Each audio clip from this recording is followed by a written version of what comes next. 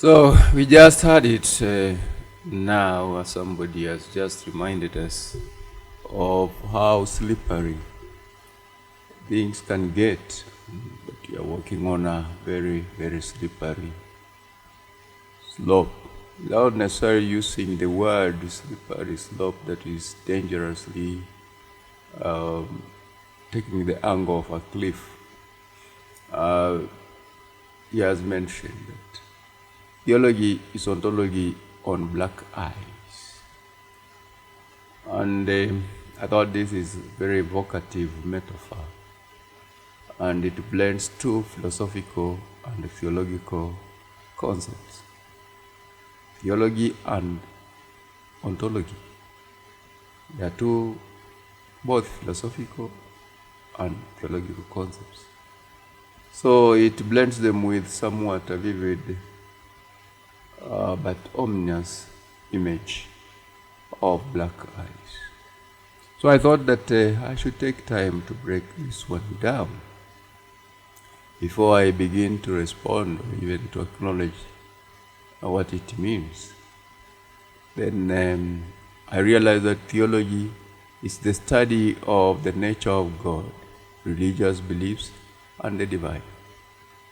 In its pursuit, it explores questions about God's existence, attributes, and the relationship between humanity and divine.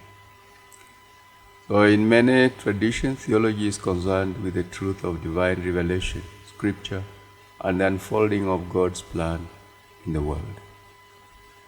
Ontology is a branch of metaphysics that deals with the nature of being, existence, and reality.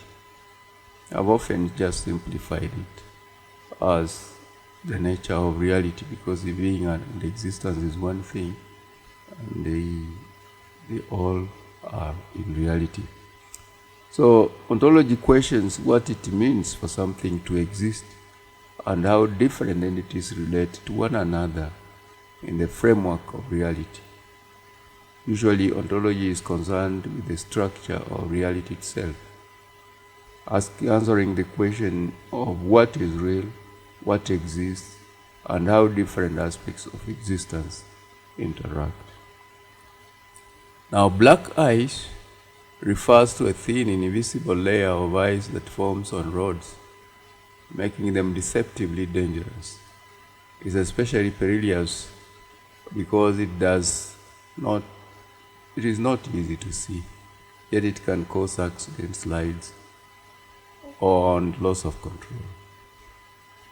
So this brings to mind something that appears smooth and manageable, but is actually fraught with hidden risks or difficulties. So when we say that theology is ontology on black eyes, it simply wants to imply that while it appears a manageable topic, it is actually fraught with hidden risks or difficulties.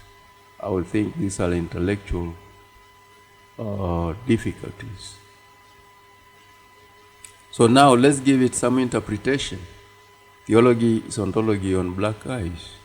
So the metaphor might suggest that logical inquiry, which I have said is the study of God and religious truth, is akin to ontology. And ontology, I have said, is the study of being and existence, the study of reality. But when placed on black eyes, it emphasizes that these deep philosophical and metaphysical questions are slippery, unpredictable, and fraught with hidden dangers. In other words, theological questions about God's existence, nature, and relationship to humanity are deeply interconnected with the questions of existence itself, which I have said is ontology. And because both seek to understand the very foundation of reality, what exists, how it exists, and why it exists. However, just as black eyes is dangerous because it is hidden nature, theological and ontological questions can be treacherous because they deal with the unknown, with mysteries beyond full human comprehension. So theological inquiry, while perhaps grounded in faith and scripture, can be seen as sliding on the surface of complex, slippery existential questions, sometimes appearing clear but capable of leading to unsettling or dangerous conclusions. Now we go back to philosophy again. So what are the potential philosophical implications of this when we are talking about theology and ontology on black ice? Theological and ontological depth on black ice. So when we bring theology and ontology into the picture, we are looking at two domains of thought that probe the most profound aspects of life. Theology explores the nature of God, divine revelation, and spiritual truth. Theological inquiries involve questions about existence after death, the nature of the divine, the relationship between humanity and God, and more. Ontology delves into questions about what exists, what it means to be, the nature of reality, and how everything relates to the whole of existence. Now, these two fields are deeply interconnected but are also highly abstract. They both deal with fundamental issues about life, being, and the cosmos, topics that can quickly overwhelm our ability to understand or define. So when black ice is used in the context of theology and ontology, it suggests that these intellectual pursuits, while essential, are also fraught with potential missteps and unseen consequences. So theological and ontological conclusions can shape our understanding of reality and influence our lives in profound ways, but they are not always easy to navigate. So the metaphor hints at the dangerous allure of thinking we have firm control over answers to such vast questions, when in reality the ground beneath us may be unstable, and we may not know where the next slip might lead.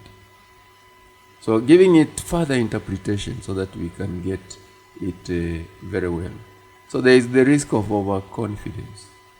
And the black ice is dangerous because it can deceive you into thinking that everything is fine. And the same can happen when people are overconfident about theological or ontological knowledge. One might think they have reached a secure answer, only to find that their conclusions are fragile or unsound. So we are invited to tread carefully. The imagery of black ice suggests that when engaging with profound existential or theological issues, one must proceed with caution. It implies that these fields are full of deep, often unsettling challenges and complexities, and the way forward should be carefully considered. Now, the complexity of these truths. So theology and ontology, much like black ice, reveal the truth and how truth can be complex and elusive, often requiring humility and an awareness of limits of human understanding. So I want to stop there because I would have added many other things, but I want to conclude this intellectual debate. Then I say a few things that are purely theological and based on faith. So theology and ontology, with a vivid, somewhat ominous image of black ice, invites us to recognize the fragility, uncertainty, and risk inherent in trying to grasp the nature of God and existence.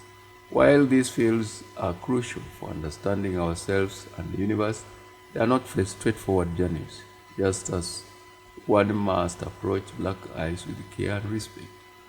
So too must we approach the profound questions of existence and the divine, aware of the potential to both enlighten and disorient us.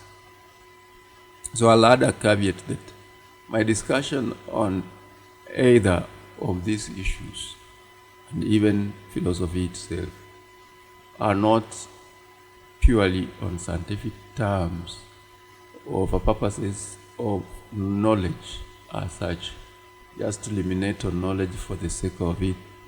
When I discuss any of the topics that I do, I am with a clear bias of a faith-based approach. So I approach all issues from the point of view of Christian faith. What do we believe about this nature of reality? What do we believe about this nature of God? And when I make my conclusions, I make these conclusions purely on the basis of my Christian faith, and I do not wish to hold in between what scientific knowledge may want me to do. So that leaves me on a more slippery ground if I was answering questions that are purely on the basis of knowledge for the sake of knowledge. My knowledge is not for the sake of knowledge, but for the sake of the Christian faith, as it were.